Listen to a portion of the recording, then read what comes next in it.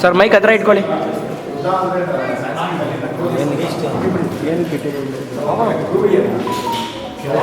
ನನ್ಗೇನು ಗೊತ್ತು speaker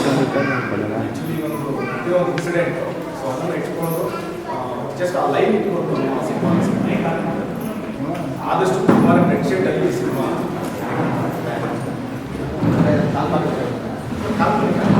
line incident ಅಷ್ಟೇ ನಾವು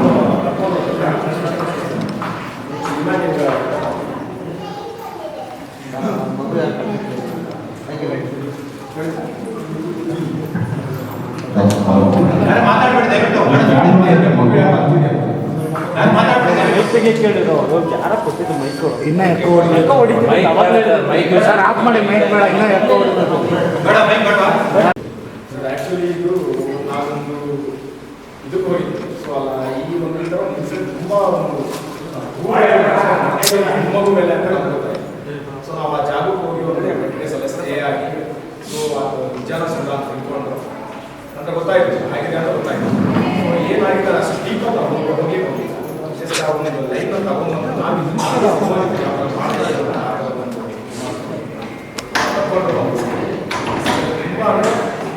ತುಂಬಾ ಪ್ರೆಷರ್ ಇದೆ. ಲೈಕ್ ಬೇರೆ ಥರನೇ ಅಂದರೆ ನಾರ್ಮಲಿ ಸಸ್ಪೆನ್ಸ್ ಬಂದಿದ ತಕ್ಷಣ ತುಂಬ ಜನ ಸ್ಪೆಕ್ಟ್. ಬಟ್ ಇದನ್ನು ನಾವು ಇನ್ನೊಂಚೂರು ಡಿಫ್ರೆಂಟ್ ಆಗಿದೆ.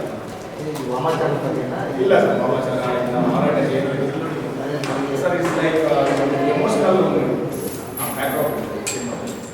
ಆ ಒಂದು ಹೆಣ್ಣು ಏನಾಗಿದೆ ಆ ರೀತಿಯಲ್ಲಿ ಒಂದು ಎಮೋಷನಲ್ಲಿ ಒಂದು ಬಟ್ ತೋರಿಸೋ ಬೇರೆ ಪ್ರೆಸೆಂಟೇಷನ್ ಅದೇ ಕಟ್ ಮಾಡಿದ್ರೆ ಆ ಥರದ್ದು ಅಂದರೆ ಎಷ್ಟು ಅಷ್ಟು ಬೆಸ್ಟ್ ಸರ್ ಎಲ್ಲ ಅಂದರೆ ಈ ಒಂದು ಸೆಕ್ಯೂರಿಟಿಗೆ ಆ ಒಂದು ಲೊಕೇಶನ್ ಒಂದೇ ಕಡೆ ಪ್ಲಾನ್ ಮಾಡ್ತೀವಿ. ಬೇರೆ ಸರ್ ಬೇರೆ ಇರುವಷ್ಟೇ ರಂಗಭೂಮಿ ಕಲಾವಿದರು. ಸೊ ಯಾಕೆಂದರೆ ಈಗ ಗೊತ್ತಿರೋದಿಲ್ಲ, ರಂಗಭೂಮಿ ಅವಕಾಶಗಳು ಬೇಕು. ಈಗ ನಮ್ಮಿಂದ ಆದಷ್ಟು ನಾವು ರಂಗಭೂಮಿ ಕಲಾವಿದರಿಗೆ ನಮ್ಮಿಂದ ಆದಷ್ಟು ಏನಾದರೂ ಅಂತ.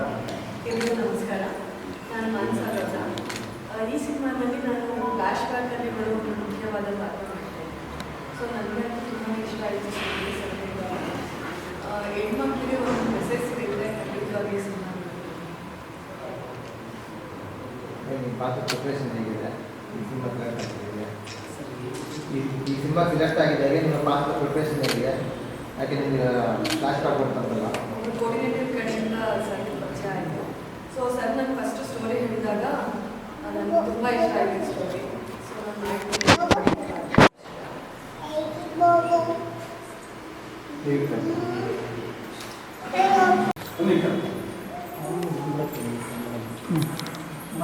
ನೀವು ಬಂದ್ಬಿಡಿ ನೀವು ಬಂದ್ಬಿಡಿ.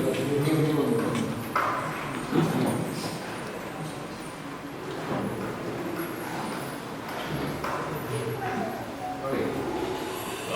ನಮಸ್ಕಾರ. First of all thank you ಎಲ್ಲರೂ ಬಂದಿದ್ದಕ್ಕೆ.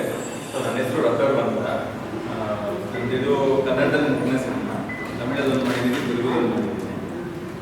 ಸಿನಿಮಾ ಬಗ್ಗೆ ಹೆಚ್ಚು ಹೇಳೋ ಅವಶ್ಯಕತೆ ಇಲ್ಲ, ಯಾಕಂದರೆ ಡೈರೆಕ್ಟರ್ ಎಲ್ಲ ಎಕ್ಸ್ಪ್ಲೈನ್ ಮಾಡಿದ್ದಾರೆ. ಮತ್ತೆ ಹೇಳಿದ್ರೆ ಅದು ಬೋರ್ ಆಗುತ್ತೆ, ಎಲ್ಲ ಗೊತ್ತು.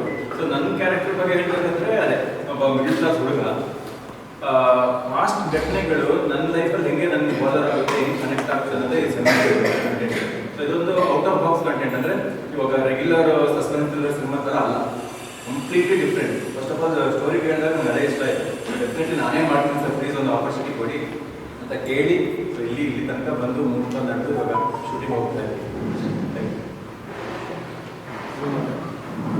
ಎಲ್ರಿಗೂ ನಮಸ್ಕಾರ. ನನ್ನ ಹೆಸರು ವರಲಕ್ಷ್ಮಿ.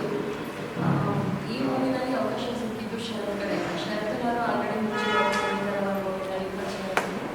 ಸೊ ಅಲ್ಲಿಂದ ಪರಿಚಯ ಮೇಡಮ್ ಇದು ಮಾಡ್ತೀರಾ, ಸ್ಟೋರಿ ಲೈನ್ ಹೇಗಿದೆ, ಲಾಸ್ಟ್ ಇರೋ ಪೋಸ್ಟ್ ಬರುತ್ತೆ, ನಿಮಗೆ ಬಂದು ಪ್ರಿಯಾ ಅಂತ ಬರುತ್ತೆ. ಸೊ ಸ್ಟೋರಿ ಹೇಳ್ಬೇಕಾದ್ರೆ ಓಕೆ ಅಂತ ಅನ್ನಿಸ್ತು. ಸ್ಟೋರಿ ಬಗ್ಗೆ ಹೇಳೋರು ಆಲ್ರೆಡಿ ಎಕ್ಸ್ಪ್ಲೇನ್ ಮಾಡಿದ್ದಾರೆ.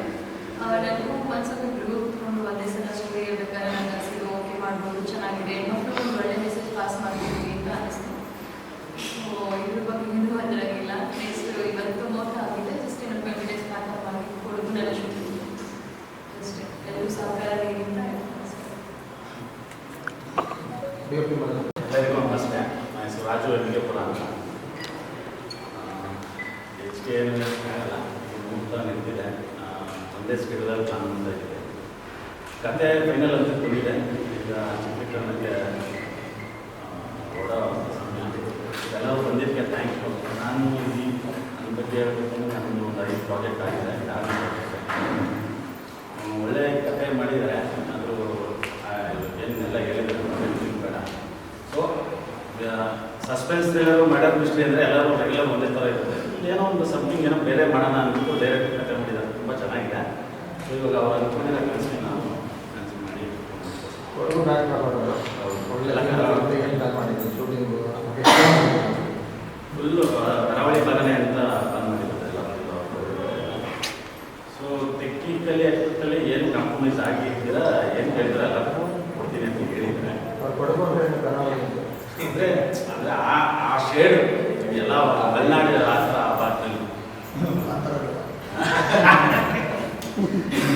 ಸೊ ಟೆಕ್ನಿಕಲಿ ಏನೇನು ಡಿಸ್ಕಷನ್ ಆಗಿದೆ ಅದನ್ನೆಲ್ಲ ಸರ್ ಕಾಂಪ್ರಮೈಸ್ ಆಗೋದೇ ಬೇಡ.